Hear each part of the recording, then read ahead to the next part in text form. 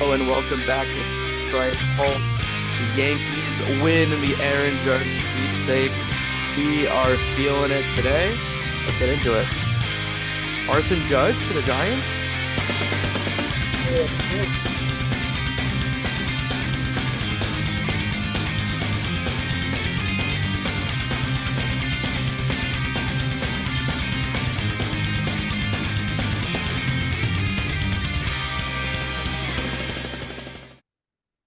Hello and welcome back to Pinstripe Pulse. I am Liam. I'm joined here by Jake. Jake, what's the mood, man? The mood is immaculate right now. God, has it been just a roller coaster? 24 hours now, essentially, since the initial Jon Heyman, Arson Judge news broke out, and it's been a roller coaster. But God, waking up this morning to that news was probably the best possible feeling that we could have imagined.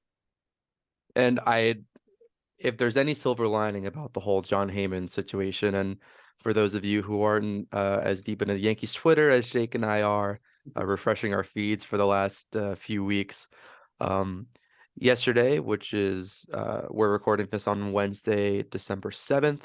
Yesterday on December 6th at 5:20 p.m., Jon Heyman, writer for MLB and for New York Post, Jon Heyman also writes for. Yeah.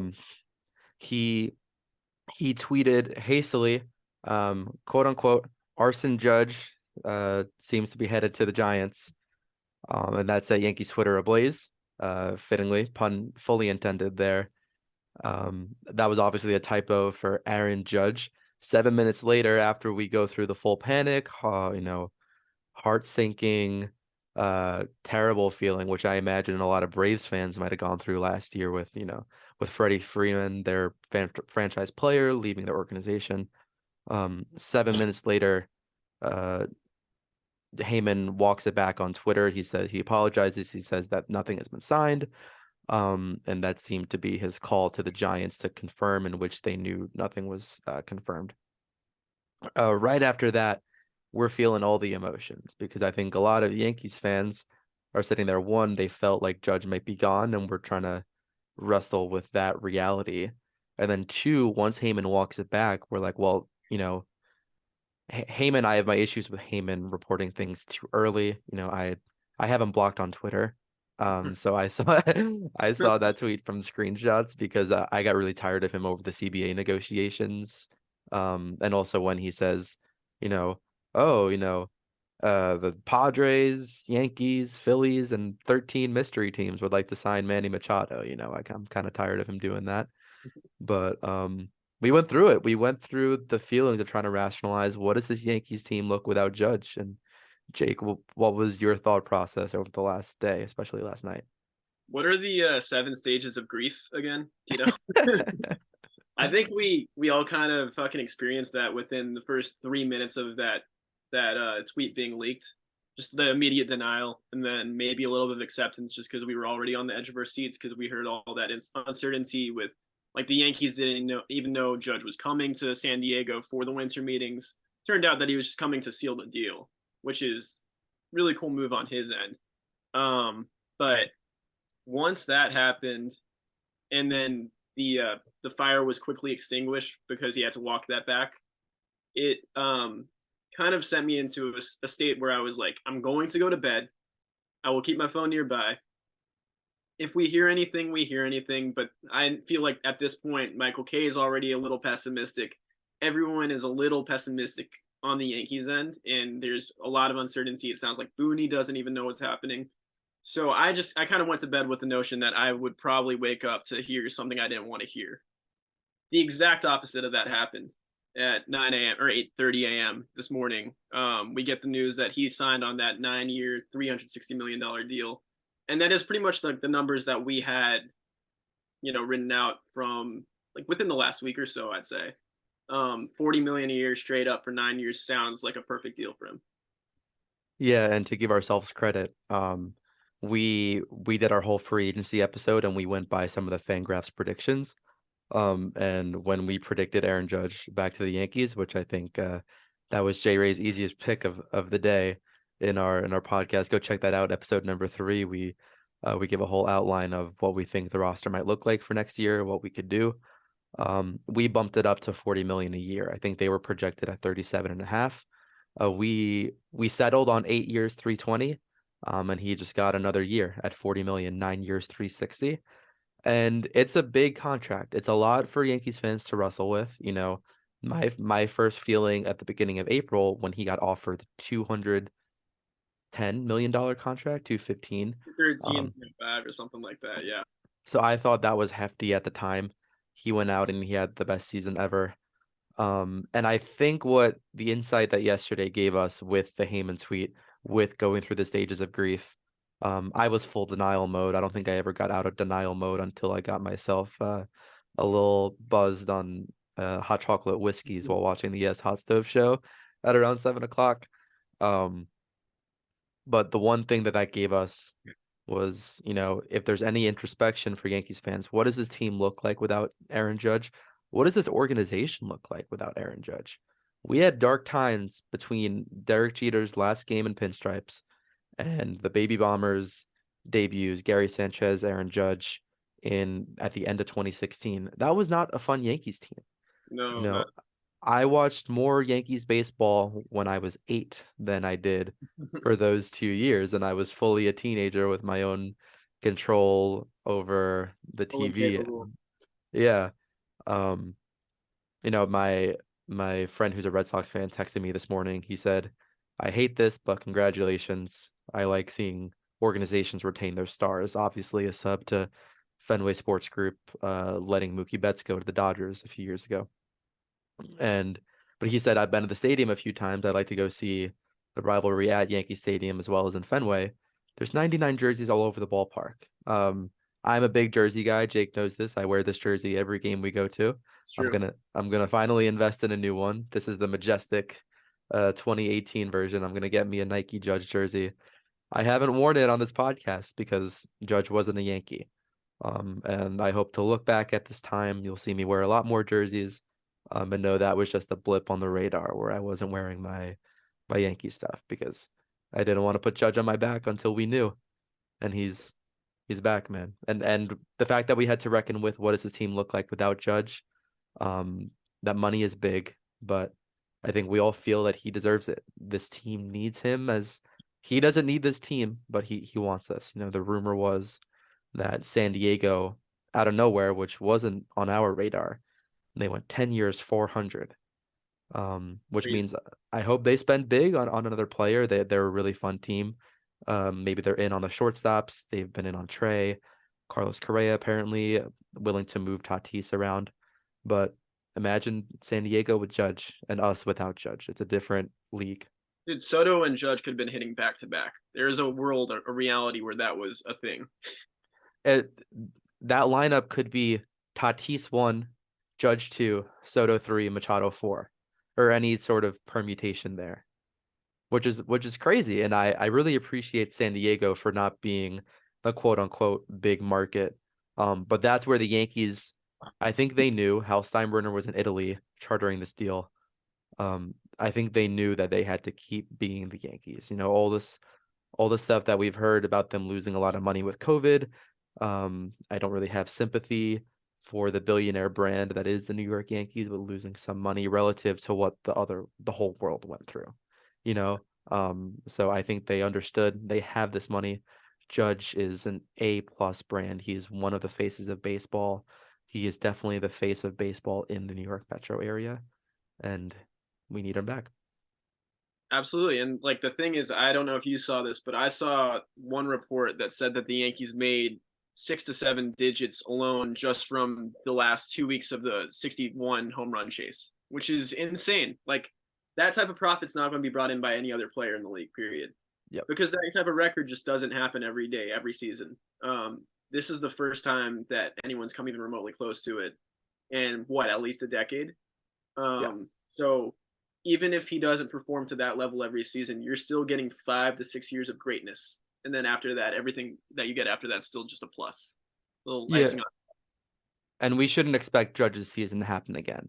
For all-time players, Hank Aaron didn't have a season like Aaron Judge had. And he is one of the best power hitters of all time, one of the best players, bar none, of all time in Major League Baseball. So, and he hit over 750 home runs. Um, so I think for Judge to give you 40, 100 for the next few years, that's what we're looking for with Judge. To give you solid defense. I know he was preserving his body. He played a lot of center field this year. Now we have Harrison Bader, and Harrison Bader's under contract. Um, Judge was going to play right field. He's going to play a Gold Glove level right field for, I would say, at least the next 3 years, maybe 4. We'll see how his body holds up. And then ultimately, the baseball market changes, it evolves. It won't happen as quickly as the NBA has in the past 15 years with some of these jarring contracts for players I've never even heard of, but we'll in 9 years, Aaron Judge getting 40 million, maybe he'll be a little bit overpaid, but I don't think it's going to look too bad at a pretty solidly producing DH. And we look at similar body types like Nelson Cruz has held up. It's not like Judge doesn't have a hit tool. He's not only power. He'll be able to work walks, be contact. JD Martinez isn't hitting home runs anymore, but he's still a valuable piece for that Red Sox team, even if he's a little bit overpaid, right? Mm-hmm. And also, he proved that he can hit over 300 this year, and like that is something that he said that he wants to do. He wants to accomplish that consistently throughout his career. So you should expect him to have very good like bat to ball skills throughout the entirety of that contract, even when he gets into maturity. If he develops into solely a DH at age 38 through 40, then so be it. But we shouldn't even be looking forward that far, because guess what? He's going to be here in another big World Series window at this point. And I'll be damned if the Yankees just told him, hey, we're going to sign you, but we're not going to bring in other pieces to help like make sure that we fortify this thing. So I'd expect other big moves to be made within the next, hopefully within this week. At least the winter meetings are wrapping up today, but there's still a chance of a big signing happening within the next 24 hours. And then beyond that, there's still going to be time to make more moves. So I'm happy and excited to see what they do. Yeah, and we'll see things move quickly over there at the Marriott or whatever hotel they're staying at in San Diego. So quick aside before we get into some of those complimentary moves. When Judge was going to San Diego to make the signing, I think Brian Hoke tweeted out that he's going from Tampa to San Diego. My brother is studying to be a pilot, and he has a website that he uses to track airplanes just because he's interested. And I went to Declan and I said, "Hey, like, can you see, are there any private planes going from like the Tampa region to San Diego?" And he went, "Yeah, oh sure." And I found out, I looked at a map, and George Steinbrenner Field and Raymond James Stadium, where the Tampa Bay Bucks play. They're right next door to each other. Yeah, they're right next door to each other, and they're right around the corner from Tampa International Airport. Where Nestor Cortez posted a great picture the other day. Hey, just asking for a friend. What's up? The funny thing about that game, my buddy Alex Katz, shout out to Alex. He's the owner of Stadium Custom Kicks. He's also a minor league pitcher, pitched in Puerto Rican fall league this season. He was at that game because he was giving shoes to one of the Bucks players. He was dropping off a new pair of custom kicks, and look who's there, Aaron Judge. So we got a selfie with him and everything. Oh, that's awesome. Yeah, he posted on the story and everything. So I was like, oh shit. And there were a bunch of Yankees there. Mike King was there, and obviously Nestor was there. So I think that Judge had a sneaky little idea of what was going on at that point, but like he's been so private with this entire thing. He's a master negotiator, like plain and simple. So he knew how to exactly like play all the strings that he needed to while still being like respectful to the fan base and everything. And that's that's the kind of leader that we want from Judge. He's been super respectful about the contract negotiation process. We found in the Time magazine article that named him Athlete of the Year that he wasn't so happy with how the Yankees handled the opening day situation. I understand that on a business end for the Yankees. I understand why he was annoyed and tried to turn the fans against him, but credit to Judge because he handled that whole situation with grace. I think the fans always had sympathy and admiration for him, and between how he handled himself with his teammates, with the media, and also went out and had one of the best seasons that we've ever seen. I think we were all, by the past April, I think we were all pretty forgiving of Judge turning down some big money. But yeah, Judge flies in to ink that deal. My brother, he looked at the plane from Tampa. And it was the landing in San Diego. It was like going over San Diego. It was the only private plane like incoming to land in the region. It went from Tampa. So like it was Judge's plane, crazy enough. He Pretty clicks obvious. on it and he's like, I've never seen this before. It's number 3 in the world. It's being tracked by 400 people. That's amazing. And that's what Yankees fans are, just watching the plane land after hearing that Judge is going to San Francisco. He's not coming back to New York, and he's going there to ink the deal himself. And I guess they were up all night because that was 8:30, like that was early Eastern time. That deal was inked, what that hasn't been signed yet. It was agreed upon at around 5 a.m.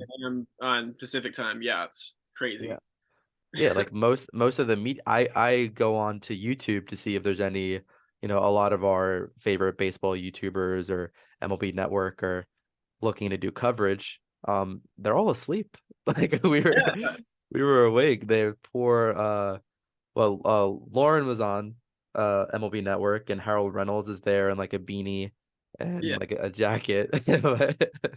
All in their fucking PJs. And like I think that's the thing though too, is like unless you're in like a specific network, you're not going to be just like up and at it. I mean, some psycho crazy fans like us might be standing outside the hotel at that point. But if you're with a network, you have specific times that you're going to be working, and like that.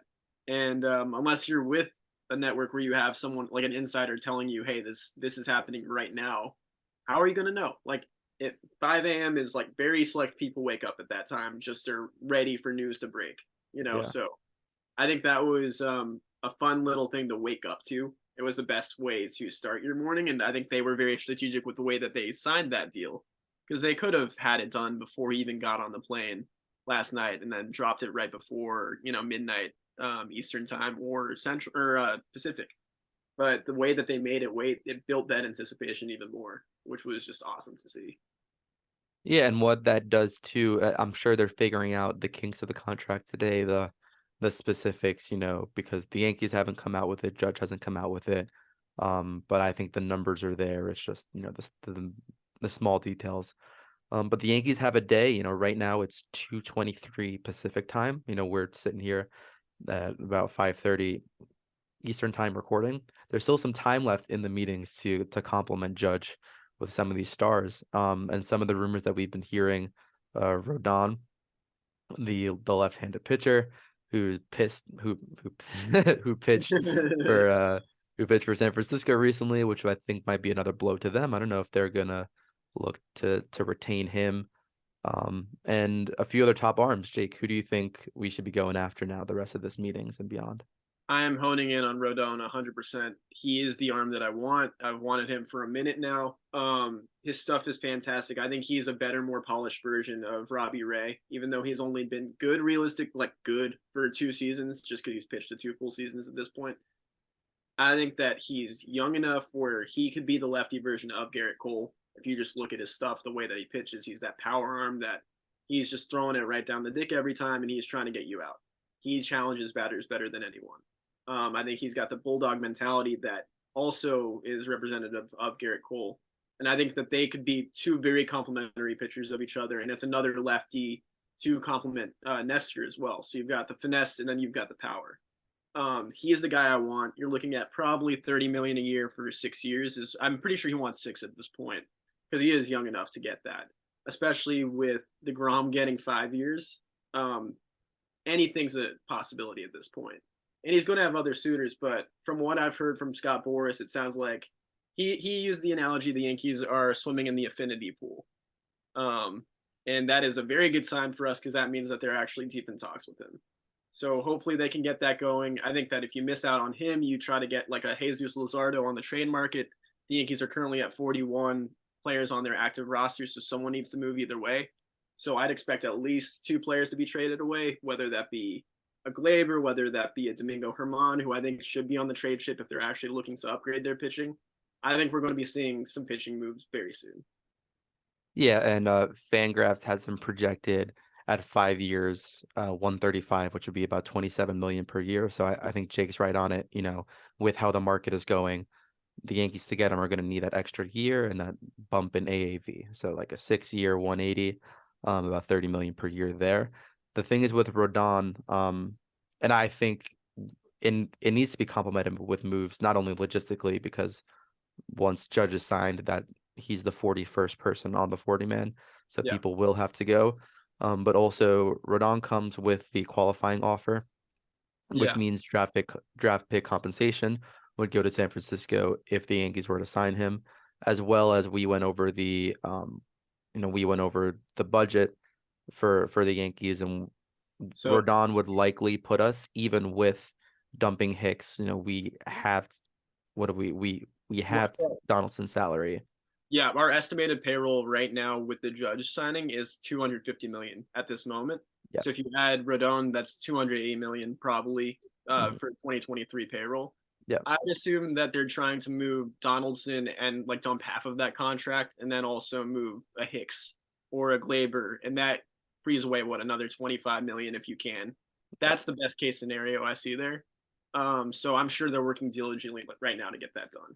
So the first threshold that the Yankees were willing to break last year was that, I think now it's 233.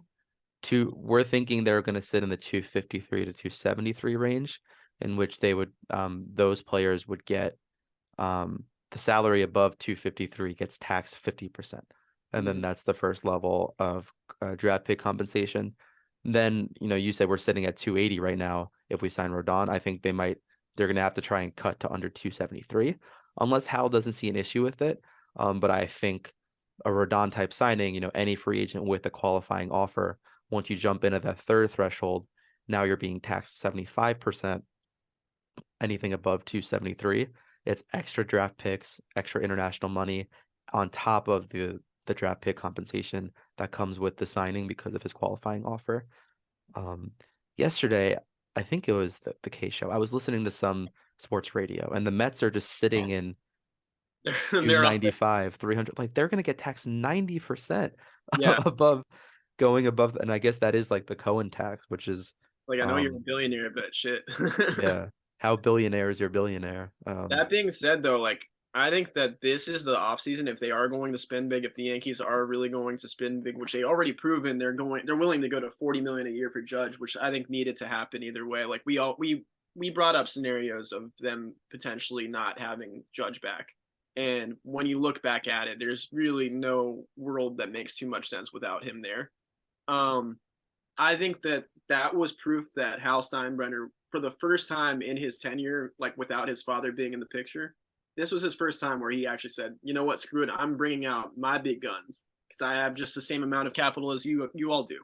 And I think he sees what Steve Cohen did with Verlander, and I think that kind of lit a bit of a fire under his ass to actually get some things done.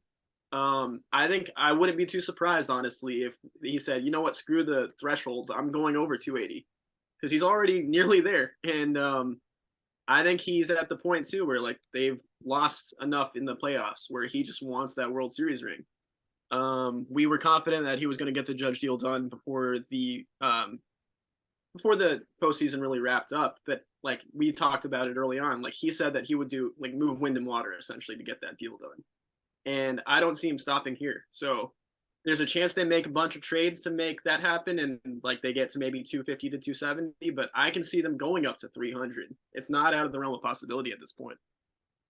Yeah, and part of the reason why 2021 was really frustrating is because the Yankees were insistent on going under 210, which is a crazy reality now, two off seasons later, how we did that and expected to be a winning team, just given some of the money that we have put aside. Obviously, other smaller market teams do it, but they're not paying Garrett Cole or Giancarlo Stanton, right? Mm-hmm. So,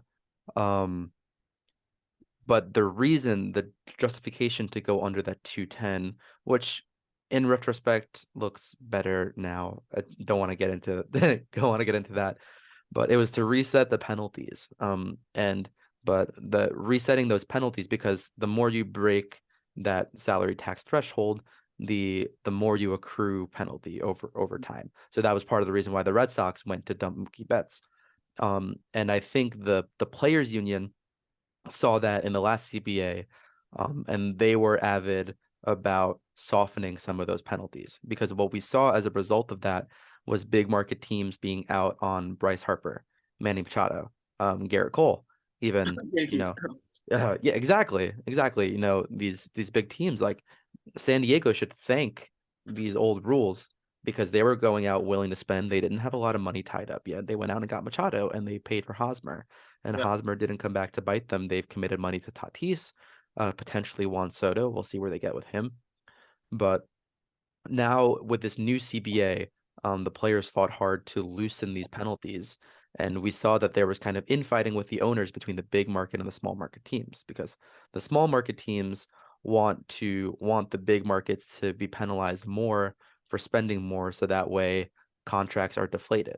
But the union fought for players to kind of get more market value.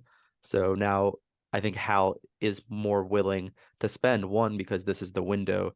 Two, because the penalties for going into these tax thresholds are less than they've been in the past, and they still allow the Yankees to compete, and they're spending more on their excess revenue, and their excess payroll rather, but it's not as handcuffing as it's been in the past. Whereas, you know, previous penalties, you know, going 30 over, you're almost better off staying 30 under with the amount of money that you were paying with what you Yeah. were giving up in draft picks to some of these smaller teams. And so hopefully that incentivizes the Yankees to go full throttle.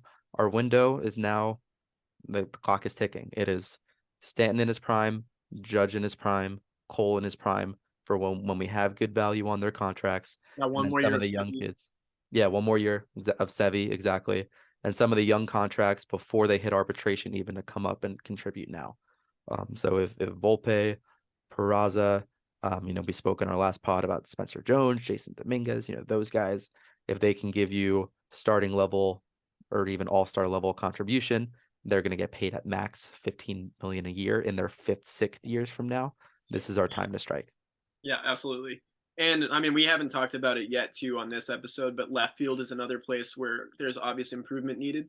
And that could be an interesting conversation because you've got Andrew Benintendi on the market. Obviously, the Yankees have tons of interest in him, and he's shown that he could be effective when healthy there. This like the second half of the season, he was our best contact hitter until his injury. So I think they're going to look to retain him. But you also have obviously I think Nimmo is a little far fetched at this point because if you are going out for Rodón, you're not going to have quite as much money to shell out to him. But he's still on the market. You have his former teammate Michael Conforto, who I think is another really solid option for a 2-year deal, just as a flyer, as a prove it, kind of what Bellinger's getting for 1 year this season. I think that could be a very low key signing for the Yankees too, because he is another lefty bat who's going to give you an 840 to 850 OPS season. Very sneaky good player.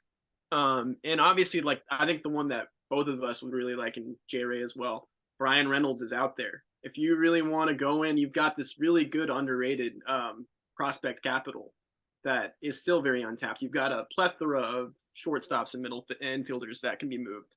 You have some good pitching like Clayton Beater, like guys that we broke down in our previous episode. So I think there are pieces that could be dealt in a situation like that because he is available now. So the Yankees have some really interesting decisions to make there.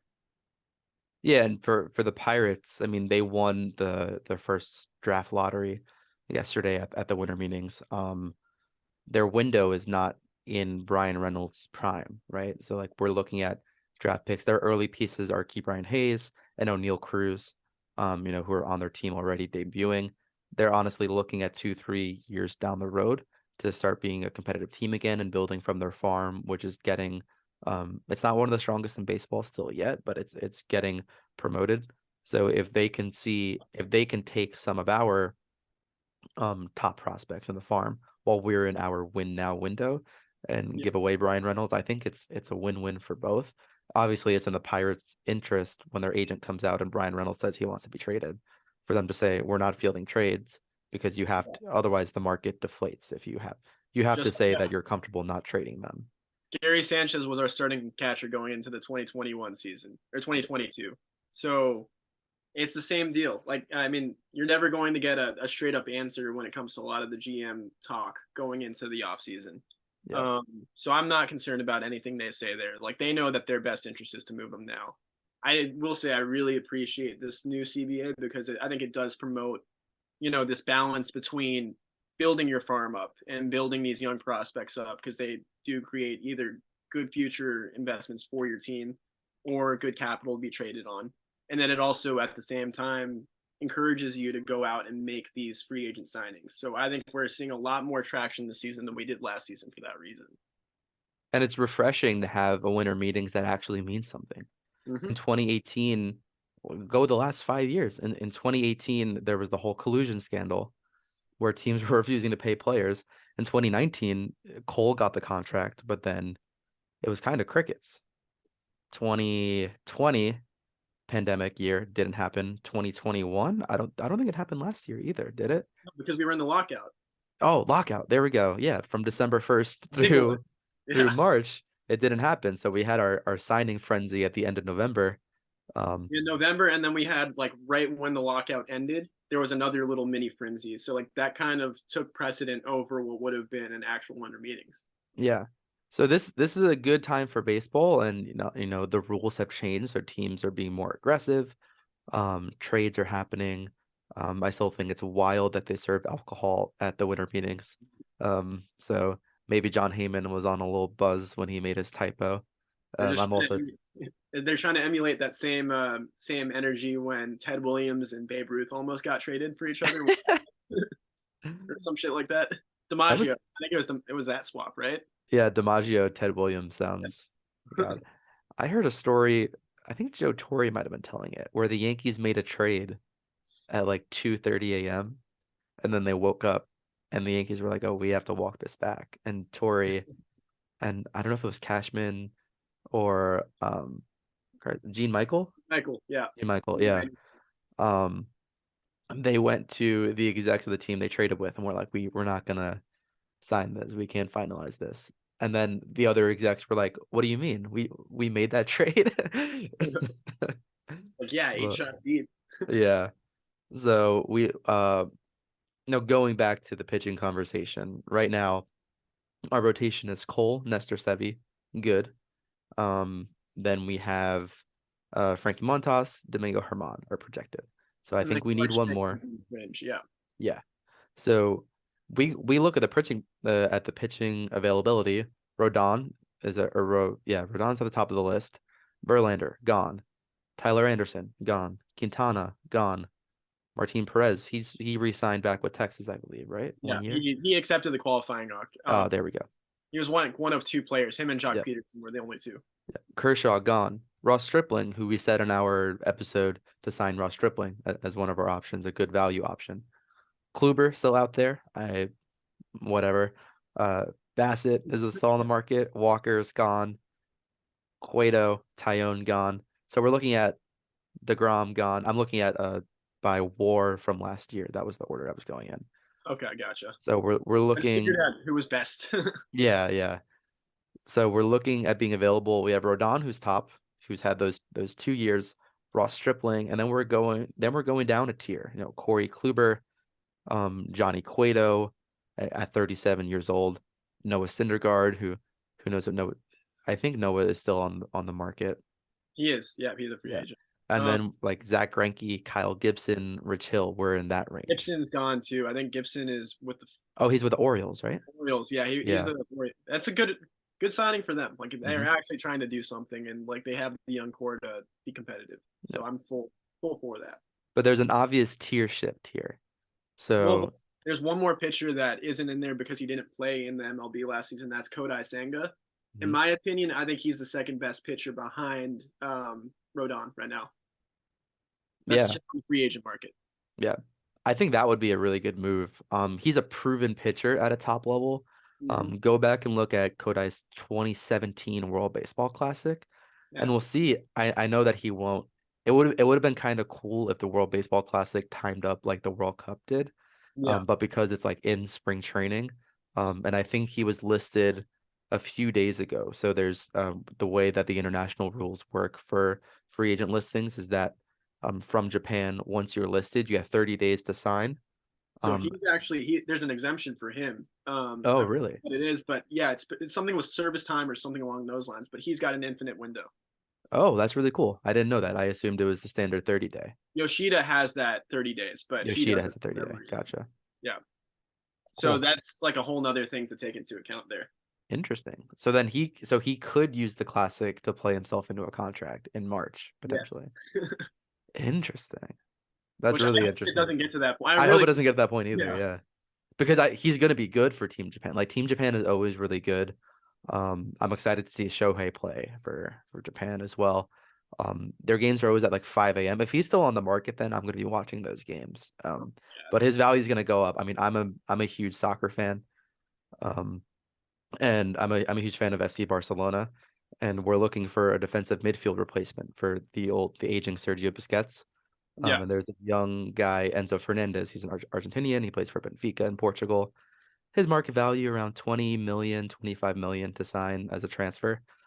He goes in, he plays as a sub for Argentina. He comes in, scores a world-class goal against the Mexico game, which everyone's watching because Leo Messi's playing. Has a really good 2 games since then. Enzo Fernandez market value 65 million now from 3 international games. Um, Casual. just casual. So if the Yankees are looking to sign, we hope that we don't give them a world stage where they can show the lazier scouts how good they are. So That would be a bit of a nightmare. mhm. But I think that it ultimately comes in. He's going to probably get 18 to 20 million a year for like 5 to 6 years, I'd say. I know the Mets are very much in on him. He actually has the same agency as Jose Quintana, who signed with the Mets. Yep. So it would make sense. I think Andy Martino said if they package them together, that makes plenty of sense. But if the Yankees could prime away, then I think he's a really nice plan B if we're talking free agency to Rodón. And then behind him, I'd say Evaldi's like already proven that he could be a Yankee, but I still think that they're looking for a number 2 arm or like an ace 1B. Um, so I think that's kind of like their plan C, plan D if they don't get the guy they want to get. If you could sign 3 players, who are they? Signs, we're only talking about free agency, right? Free agency. Rodón. Um, I kind of still want to get a middle infielder just for the hell of it. I think I would go full pitching though. I would go Rodón and then Senga just to like fully fortify that. Because if you have Montas as like a deep 5 or like 6 at that point, it's like what do you like? How do you compete with that in the AL East? Yeah. And I'm still like I'm tempted on a Dansby Swanson or one of these like starting shortstops, but I think at the end of the day, you need a Benintendi in there or a Yoshida. He's another guy that like I think he is on that 30-day posting. He's got that window, so he's going to go to whichever team misses out on Benintendi. That's like the way I look at it. Yeah. Or whoever misses out on Nimmo. He's not that good of a defensive player, but his bat is very, very good and smooth as a lefty. A lot of people compare him to like a Don Mattingly type of swing. So if he can even remotely emulate that in Yankee Stadium and like hit for like 330 this season in Japan, if he can hit for like 285, 360 on base percentage, somewhere around like a 780 to 800 OPS, I think any Yankees fan would take that. So he wouldn't be a bad alternative to Ben Matsui like very basically Matsui like similar absolutely. profile. Yeah. And especially if you can be as clutch as Matsui was in the playoffs, that's a whole different scenario altogether. That's a tough bar. Yeah, But I'm not going to quite hold him to that standard yet, just because it's like, But I think Benintendi is still like what they're looking at, just because he's proven that he can play in Yankee Stadium. But if it's true that he doesn't want to stay in New York City because he's not a city guy, so be it. Then I think you like make that hard pivot for Yoshida. But like I said, if you can get Brian Reynolds, he's right there for the taking.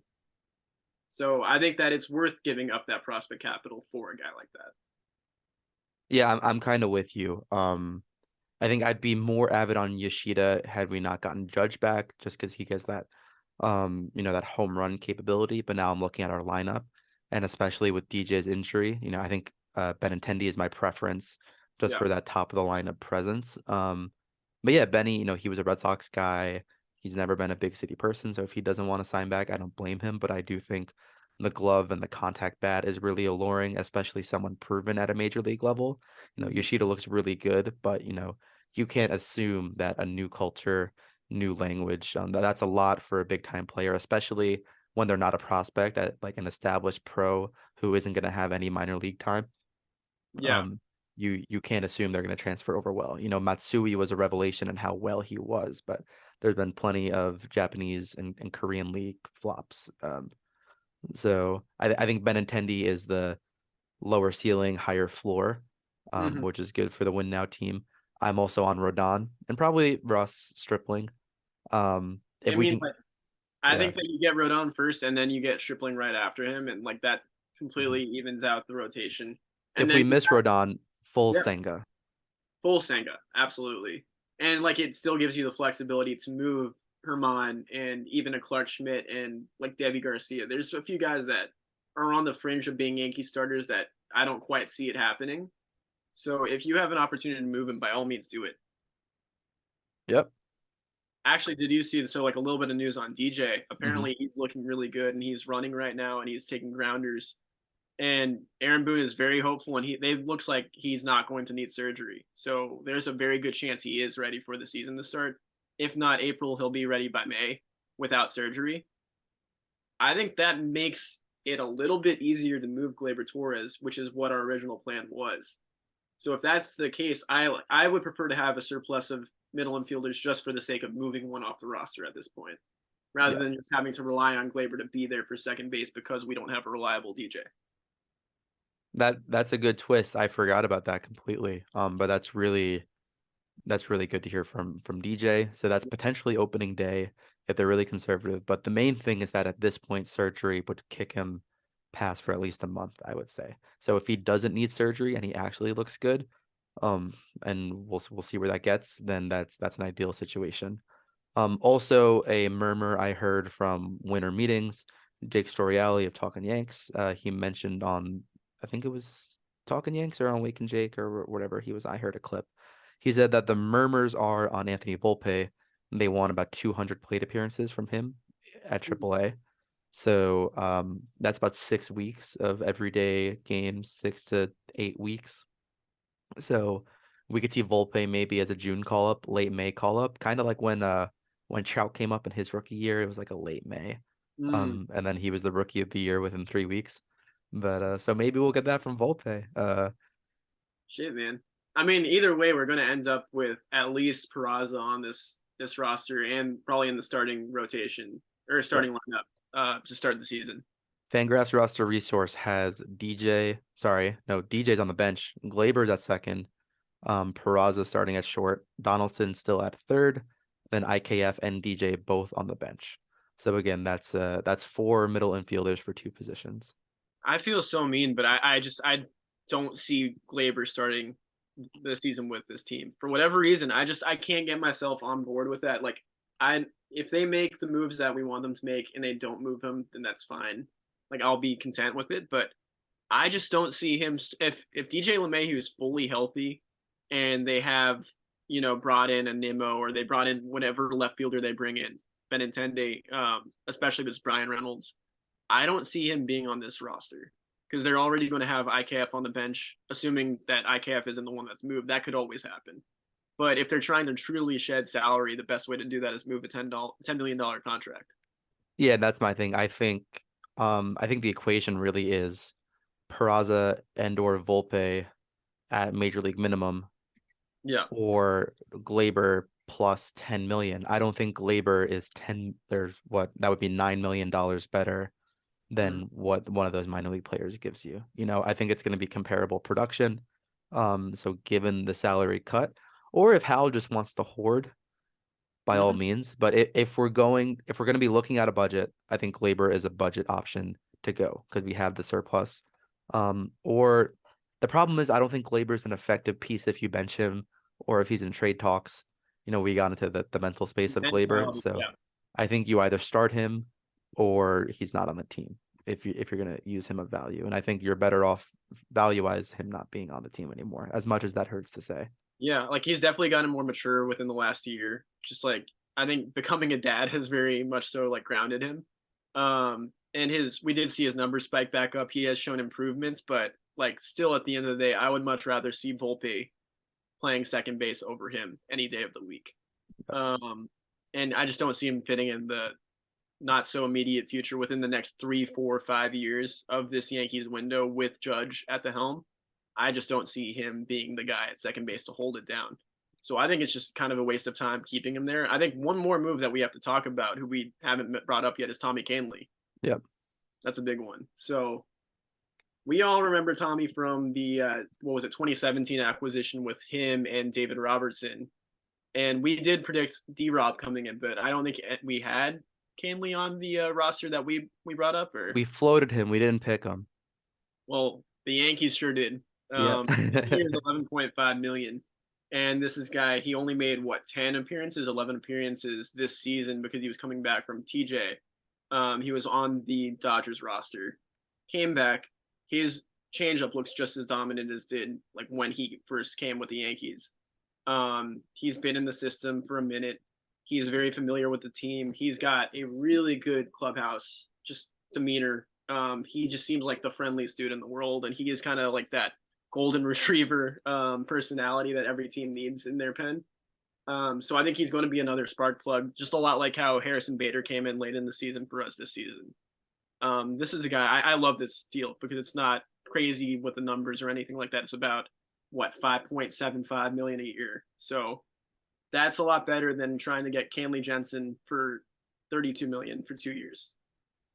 Yeah, I'm between Chapman and Britton, Yeah. guys who have all-time relief careers, and I appreciate their on-the-field contribution. I appreciate Zach Britton's off-the-field contribution to the CBA and everything.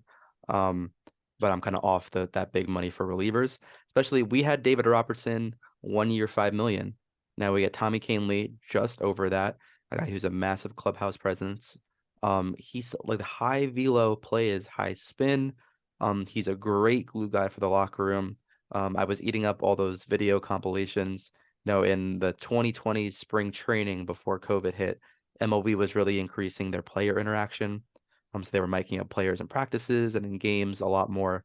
And they had it for a day with Tommy Kahnle on the Yankees. And it was no, I literally love that people. video. Yeah, it's the best video. If you can, we'll post it on our socials. So go check us out at Pinstripe Pulse Pod on Instagram, at Pinstripe_Pulse on Twitter. I've started actually posting on Twitter.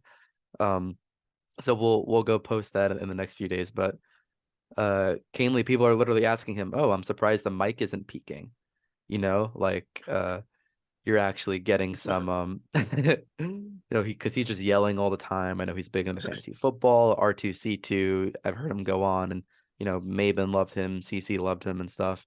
So yeah, really good piece. If you're gonna have a reliever, have them be not just a relief option, but also a fun person when they're when Good they're around the embodiment of clubhouse. adrenaline. Yeah, Yeah. he truly is just like a spark plug, and he brings a whole different characteristic that I think that bullpen needed last season that we were missing. We had some great arms, and like him and Mike King, I'm sure are going to get along great. I think they already obviously know each other because King came up in the system. But it's going to be fun to see all those guys together in the same room again. Yeah. And I'm sure that him and Judge had a good relationship going in. And it has to be said, the reason that Kahnle left in the first place, he got Tommy John surgery due to an arm injury in 2020, after like in the shortened season, right after I think he pitched actually in Washington, like, in that like first series, and then Yeah. he got the UCL injury. The Dodgers signed him. The Yankees, that's when we were going for under salary.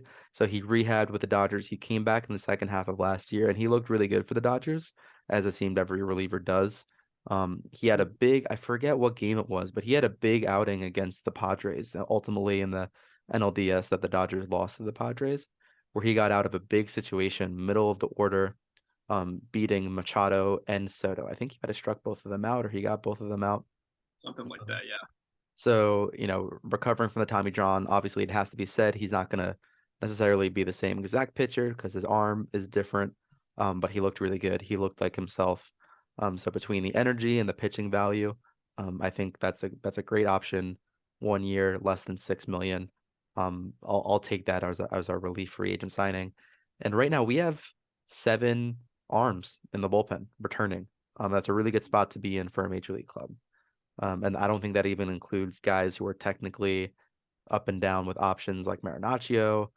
I think that's it because Wandy is signed, Loaziga is Yeah. signed, Holmes. So And I like our bullpen outlook.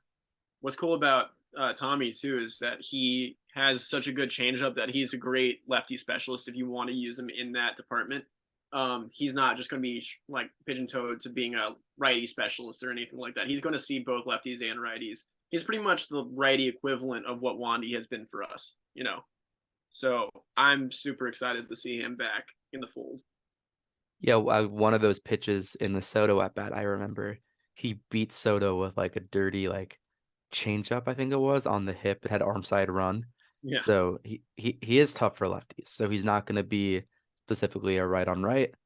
Um, he might even have reverse splits now. I know Boone is big into to using that. He might be even better against lefties, but we've talked about how much we love Wandy Peralta's attitude and demeanor in games as much as his delivery.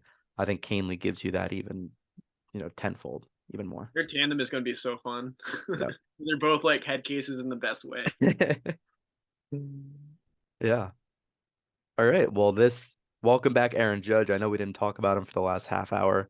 But Judge was the piece to get us going. Judge kicks off every move that we have to make the rest of this offseason. Now we know the market. Now we know how much money we have to spend. Now we know how aggressive the Yankees are going to be. And it seems like we're all in on this year. I feel really good. I said on the last episode, I've never been more optimistic about Judge returning.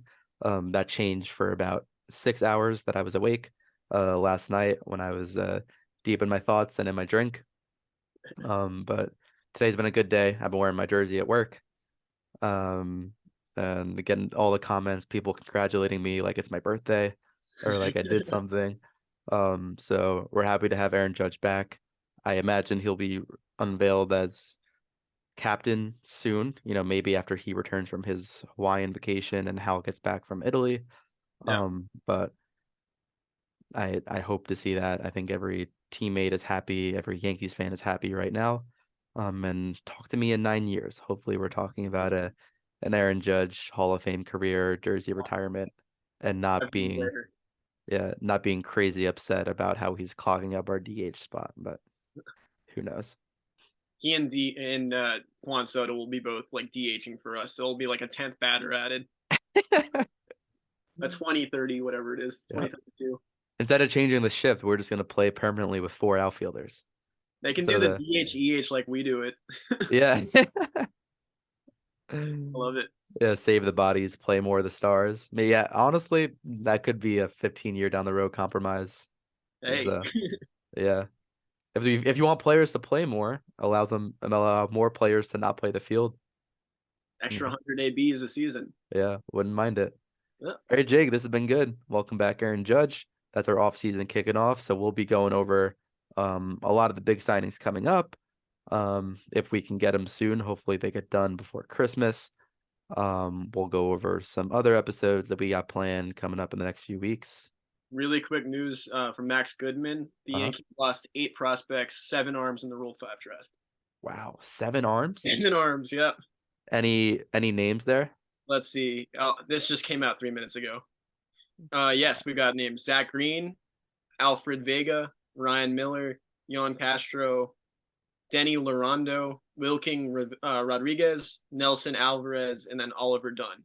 The only one I'm familiar with on that list to like an extent is Zach Green, but still even that, I don't have extensive knowledge on him. I think they're all pretty young guys. I'm familiar with Vega from my prep for the last episode. But that's about it. Let me see minor leagues. None of them are in the top prospects, I think. We've got a deep farm. People kind of forget about that. Yeah. But Rule 5, that's huge. I mean, they're either going to have to make to clarify in the Rule 5 draft. So these arms are going to have to make the major league roster and be on it for, I think, the whole year or an indefinite amount of time. Otherwise, there's like they get released and they have to get like a major league contract. So it's like whatever penalty. I think it's like $3 million or something, even and more than Zach Green's going to the Mets. Oh wow. We hope this is what's his name for Boston? The guy they use as a closer now. Well, now it's gonna be what's his name? The dude that they just signed. Jensen. Yeah, Jensen's gonna be their new closer, but I know who you're talking about. Garrett Whitlock. Garrett Whitlock, yeah. Garrett Whitlock was a big arm for the Yankees who in their system wasn't that highly touted, and then went to the Red Sox and shoved as a rookie. So we'll see. Relievers are relievers, but there's only we have 41 men on the 40-man right now once we add Judge. So there's only so many prospects we can protect. So in terms of low-level relief arms, I would rather protect Jason Dominguez and Volpe and Spencer Jones, some of the guys we spoke about in our last episode. All those guys, yeah. Than to protect some lottery pick relief arms in our farm. So listen to our last episode if you want to hear about guys that we would have protected in the Rule 5 or who are already protected on account of being new draft picks or being on the 40-man roster. But yeah, I didn't realize they did the Rule 5 at the winter meetings. I guess that makes sense because it was a busy week. Like they did a lot. Yeah, because they did the lottery yesterday and then they did Rule 5 today. Mm-hmm. Makes sense. Kill two birds with one stone. Yeah. All right, Jake, I think we're good. This has been fun. We'll be bringing you guys new content soon. We'll be going about weekly. I know, Jake, you're going to be taking a vacation in a few weeks for a little while. Yeah, I'll be in Europe from the 15th to the 8th. So if we can somehow make those time zones work, if something crazy breaks, then we'll do it. But we'll see. We'll figure it out. Thank you very much, guys. Talk to you soon. All rise.